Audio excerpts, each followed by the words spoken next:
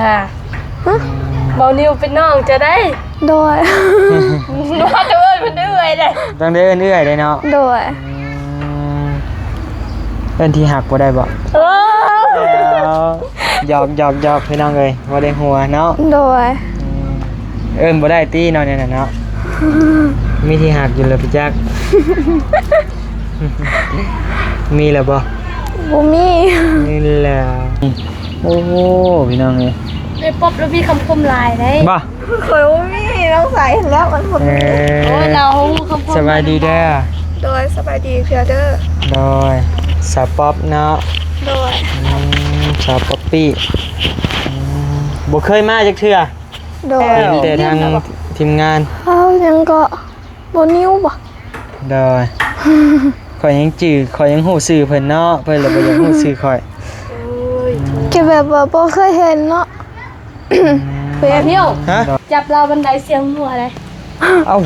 อย่าแล้วฉันบ่ขึ้นแล้ว ขึ้นบันไดบ่จับเราบันไดเสียจับหยัง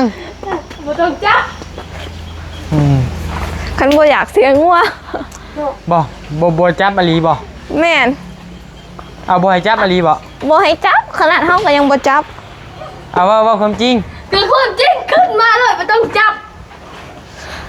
บ่ต้องจับแม่นบ่ได้อีหลีนี่บ่ได้เอ้าพี่น้องเอ้ยบ่เห็นยังนี่สิยังบ่แห้งโอ้ปั่นกันอีหลีนี่เนาะเอาเลยย่างเอ้ยสีบ่แห้งซื่อแม่นนี่บ่จับนี่บ่โดยเอ้ยพี่น้องเอ้ยก็เสียงงัวสิควายนี่ย่านเลยได้บ่ไปนำเลยได้พี่น้องหันขึ้นติดนี่นะกับหาครีมมาบีบงัดขึ้นเฮาแน่หักมันล่ะ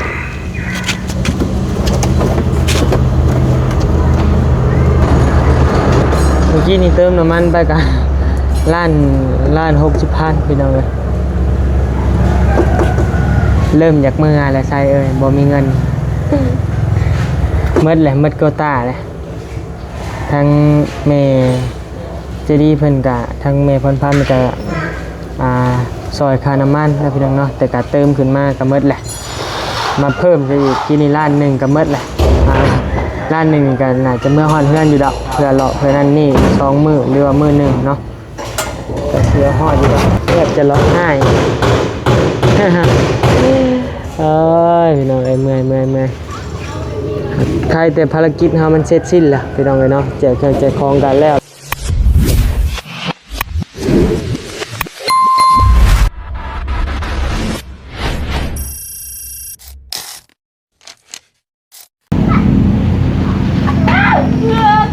พี่น้องเอ้ยเปิดคลิปเปิดภาพมานะพี่น้องเนาะกะเฮือนหลังงามตั้งกระโดกก็ดีนะพี่น้องเนาะพี่น้องเอ้ยลองรุ่นมาเบิ่งเนาะเฮือนซานไผอันนี้โอ้ติดป้ายหมู่บ้านเรียบร้อยพี่น้องเอ้ยเนาะแข้งสวรรณเขตเมืองเซโปนพี่น้องเอ้ยเนาะบ้านจักกีพีนบ้านจักกีพีนนะพี่น้องเนาะประมาณนั้นแหละ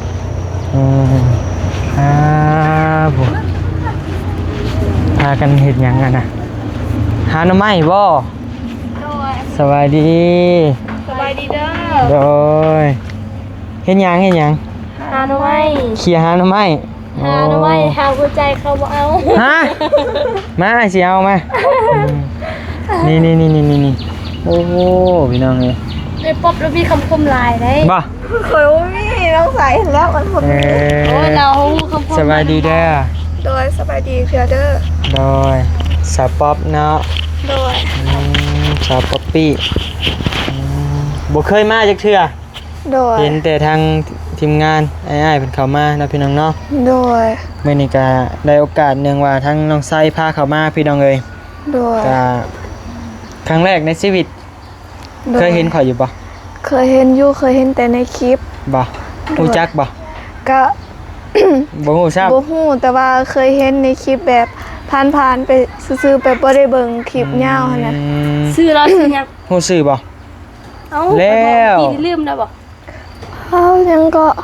บ่นิ้วบ่ได้ ข่อยยังจื้อข่อยยังฮู้ชื่อเพิ่นเนาะเพิ่นเลยบ่อยากฮู้ชื่อข่อย แค่แบบว่าบ่เคยเห็นเนาะ ดอยพากันกินข้าวกินน้ำแล้วบ่มื้อนี้ กินแล้ว ได้หยังกิน หน่อไม้ หน่อไม้อีกแหละ โดย กินหน่อไม้กับผู้งามปานนี้เนาะ ไป เอาแม่ของกินเอาแม่ แล้วว่าอายุเพิ่นจักปีตามแล้วว่า บ่19 สาวปลายแล้ว เช้าเท่าไหร่ สาวเอ็ด 21 โดย บ่ได้โอเด้ 19 น่ะบ่นิวเป็นน้องจะได้ โดย ว่าจะเอิ้นเพิ่นเอื้อยเด้ ต้องได้เอื้อยๆได้เนาะ โดย เอิ้นที่หักบ่ได้บ่ เออ หยอกพี่น้องเอ้ยบ่ได้หัวเนาะ โดย เอิ้นบ่ได้ตีเนาะเนี่ยน่ะเนาะมีที่หักอยู่แล้วพี่จัก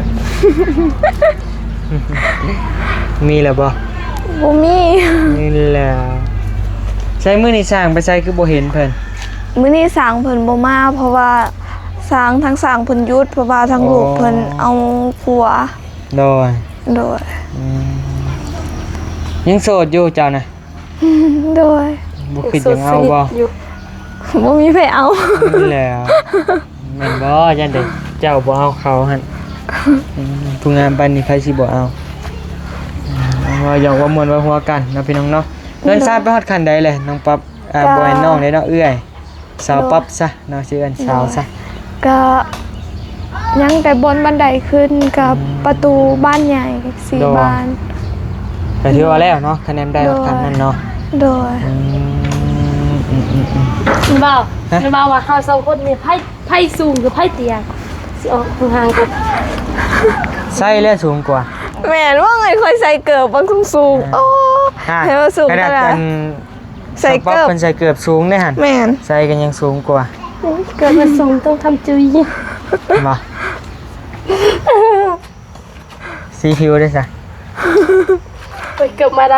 าดำต้องทำใจ ถ่อมโต เฮาก็ดำคือกัน เพราะว่าขาวๆเนาะ หายคือสิขึ้นอ้ายสิขึ้นไปเบิ่งเพื่อนบ่ ขึ้นได้สะบ่ ได้ สะบ่ไปจ้ะไปขึ้นจ้ะ บอกล่ำบ่ บ่ได้เสียงว่าสิควายติ เพราะว่าขึ้นไปเบิ่งซื่อ จังแลเนาะฮีดไผฮีดมัน จับเราบันไดเสียงหัวอะไร ๆอันเจ้าก็เว้าไปลูกข่อยบอกบ่เป็น เที่ยว ฮะ จับเราบันไดเสียงหัวอะไร เอ้าอย่าแล้วฉันบ่ขึ้นแล้ว ขึ้นบันไดบ่จับเราบันไดเสียจับหยัง บ่ต้องจับ คันบ่อยากเสียงัว บ่จับอลีบ่ แม่น เอาบ่ให้จับอลีบ่ บ่ให้จับขนาดเฮาก็ยังบ่จับ เอาว่าความจริง คือความจริงขึ้นมาเลยไม่ต้องจับ บ่ต้องจับ แม่น แม่ เอากระแทกจะบอกให้เราจับบ่ จับระเบียงก็บ่ได้ ก็บ่ได้ อ้าวบ่ขึ้น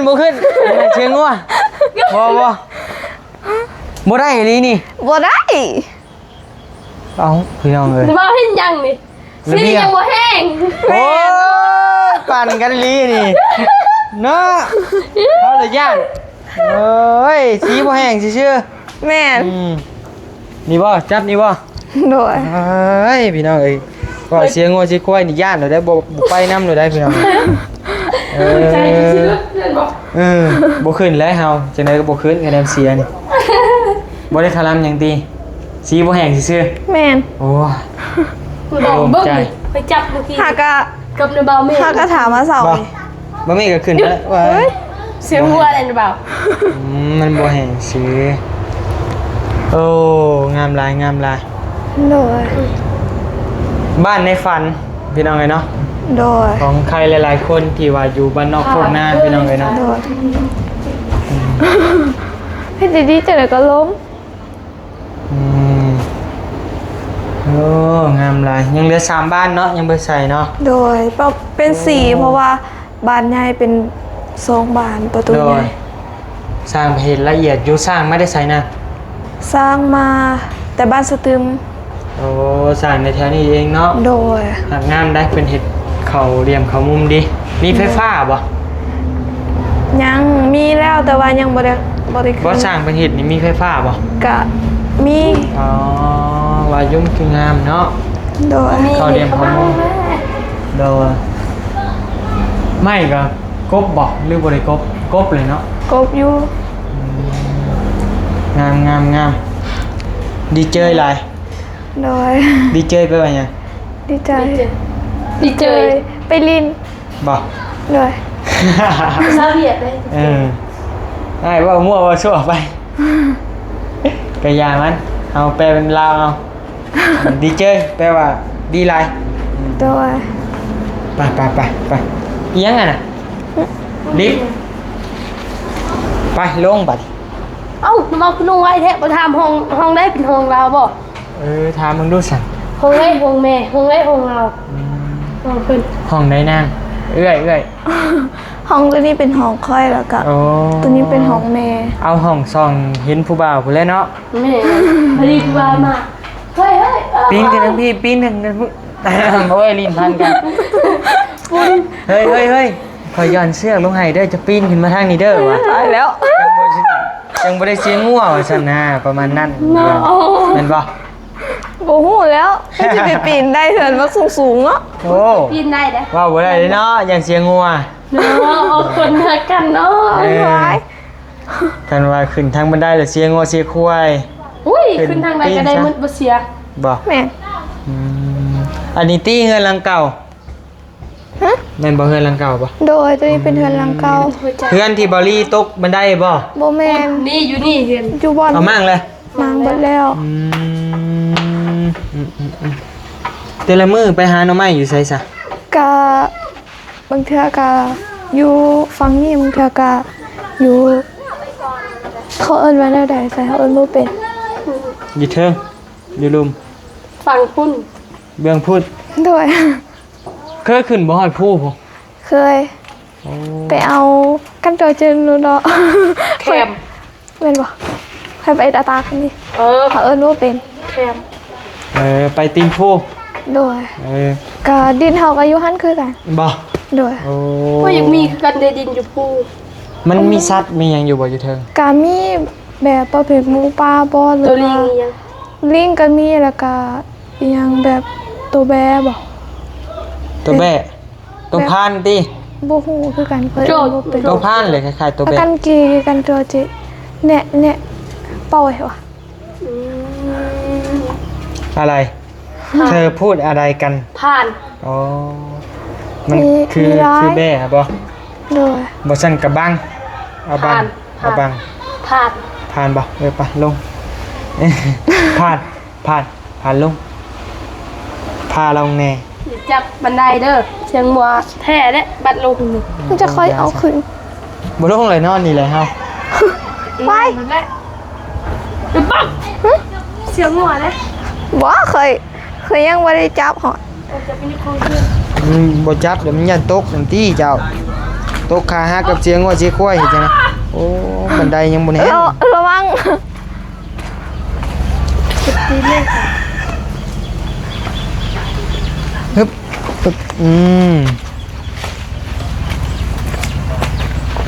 ไอเล่นอะไรยังคือ เดี๋ยวสปับอันนี้เบยคนดินใส่บ่ซั่น ยังทางพ่อสร้างเพิ่นบอกว่าถ้าเพิ่นมาก่อนบ่ เพิ่นสิคนเองบ่ เขาเจ้าสิต่อนี่อีกบ่เขาพ่นน้ำก็ได้ เพราะว่าก็บ่หลายดอกประมาณ 3-4 หลอดนี่ดอก โดยไปเด้อมีแต่อ้ายสิขอโตวเดินทางก่อนบัด โดย สิเอารถเข้าไปเช็คก่อนมันจักมันเป็นพี่ซั่นรุดมาเลย ว่าสิไปเซ็กอยู่ซะ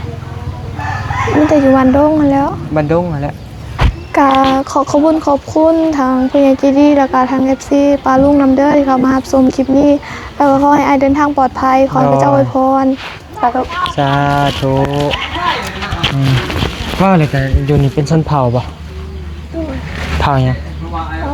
ขึ้นลำไส้นี่แล้ว เผ่าหยังใช่ เผาตรี เผ่าหยังก็ เผาตี ชนเผ่า ตรี ตีชนเผ่าสตรี ส่วนเผาตรี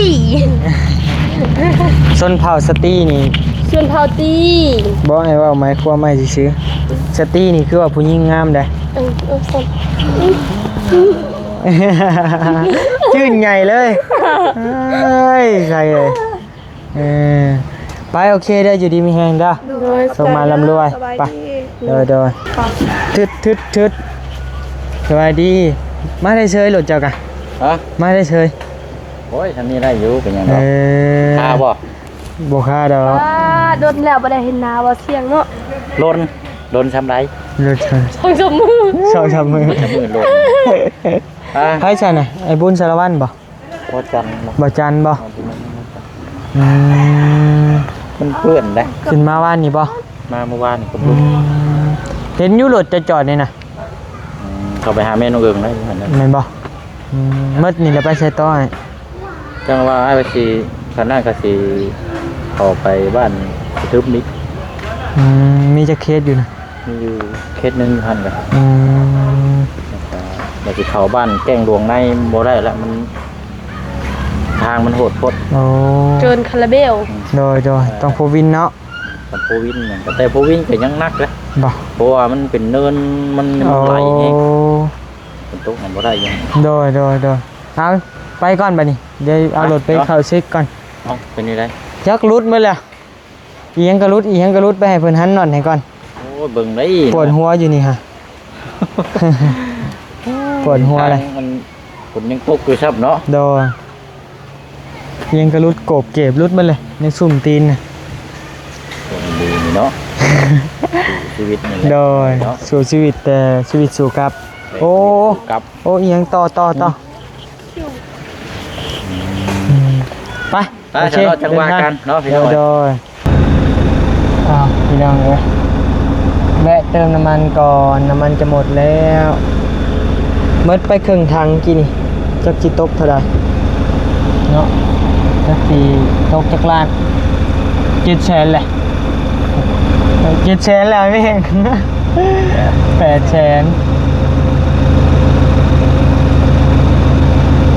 โอ้ล้านปลายผม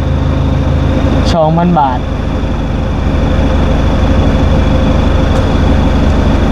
ล้าน53,000มันล้นเด้อ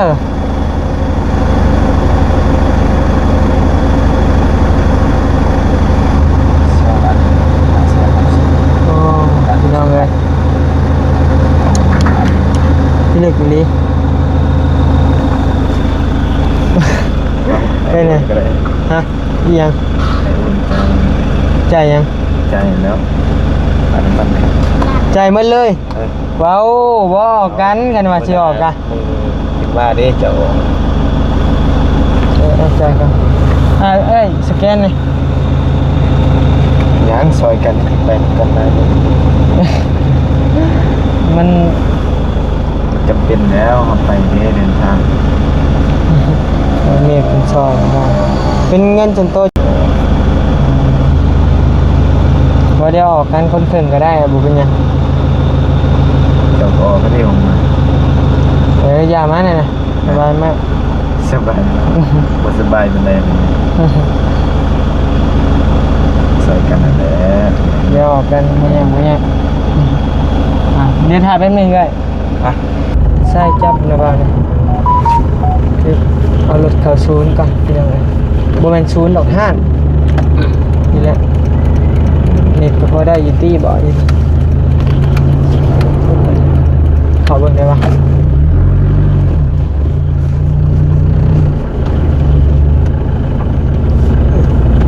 จอดเดินไปบอก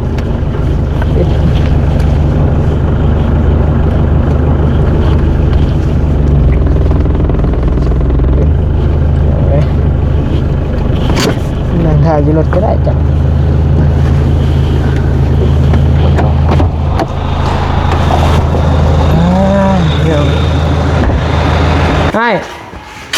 ไอ้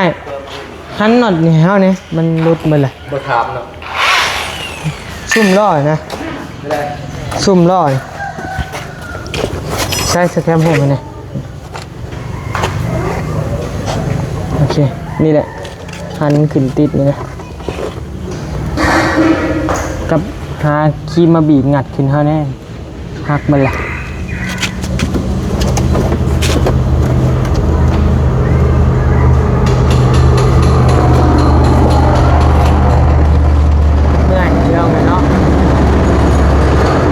มื่อกี้นี่เติมน้ำมันไปกัน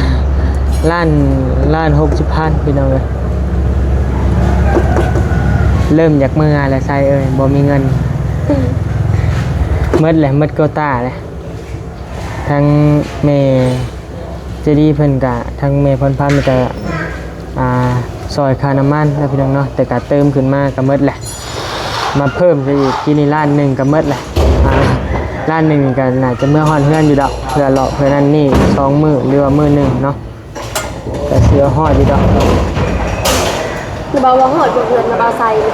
ฮอดอยู่ดอกคิดว่านะถ้าฮอดมื้อเมื่อมันหมดอีกก็เติมอีกเฮ็ดได้ซะค่าใช้จ่ายหลายนะพี่น้องเนาะมาแบบนี้หมดหลายล้านแหละแม่ขนาดมา2 คนกับบ่าวเมฆได้นี่พี่น้องเลยเนาะออกกันบางอย่างกะกินข้าวกับบางเทื่อบ่นิ้วจ่ายบางเทื่อบ่าวเมฆจ่ายนะก็รับสับเปลี่ยนกันนะพี่น้องเนาะแม่มาผู้เดียวแฮงนักไอ้นี่ดุมยางมันอะไรที่มันอยู่นี่ เนาะมันบ่อยู่แหละดุมมันกะมันบูโหดโทษ ใส่คือเก่าเลย ใส่หันหนอดเกี้ยวยิงใส่รถก็ได้เลยบอกยิงใส่รถหนอดเกี้ยวยิงหาใช่รถไม่ได้สั่งมันบ่มีบอลยืดเลยเด้ ยิงหาใส่รถเลยกระพับตัวนี้ขึ้นห้าเนี่ยมันขูดติดรถโดนคุมแห้งๆมันกว่าเลย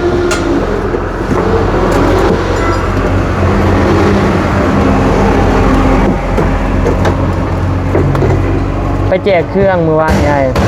ทางมันโหดโทษ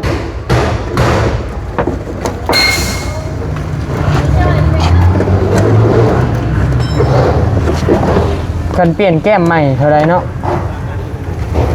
ผู้ราคาแหละ ซีรุ่นออกมาเป็นโยงเลย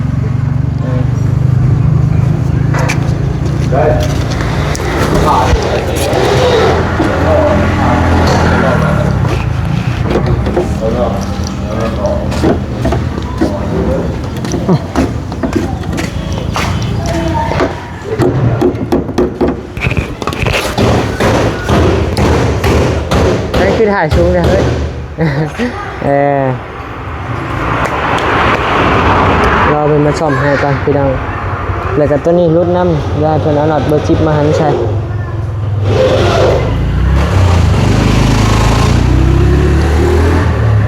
เบรกก็มืดพี่น้องเบรกรถย่างกับสีแตก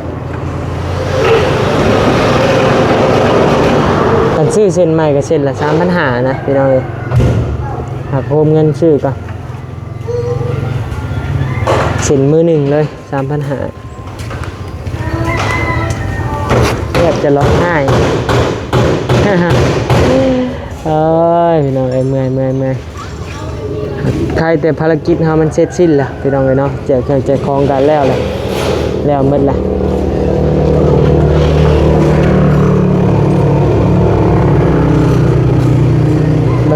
โจ้ไว้ก่อนก็ได้เดี๋ยวไปฮักกินหล่น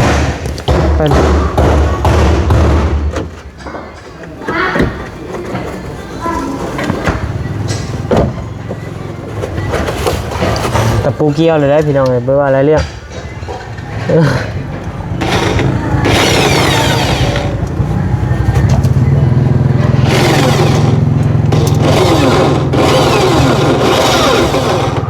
ซีโคโก้ ฮะ ซีโก้ไปเลย โอ้ยมันเขาเห็ดมาหนักขายสินะ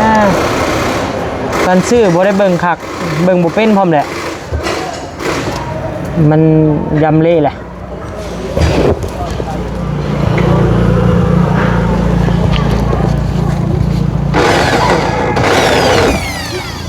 เขานี่เรามาซื้อรถจักรปีละ จำระบบเกี่ยว ฮะ อะไร จำแล้ว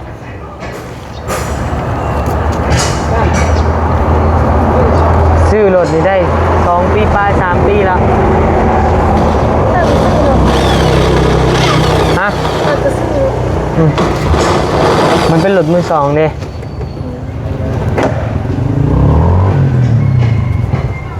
เจ็บเกินเท่าไร บ้านยังก็เขาไป บ้านเดี๋ยว จากบ้านยังไปหาห้ามไปบ้านสร้างบ้านวันนี้แหละ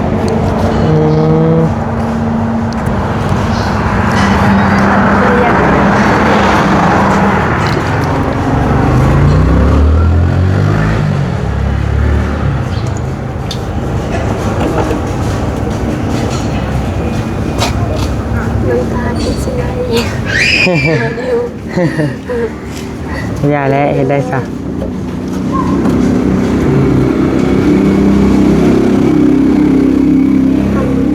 เอาน้ำทันฉันเลยสบายเลย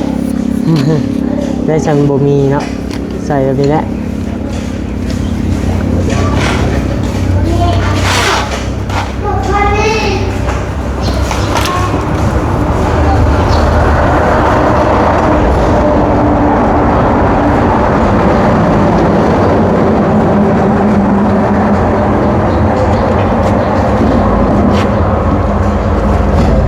ย่างลุก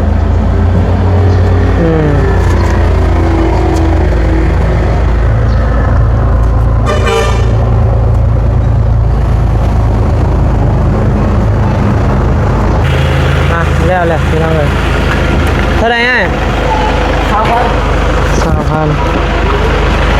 ถ้ายุบแพงปานใดพี่น้องเลย20,000กีบ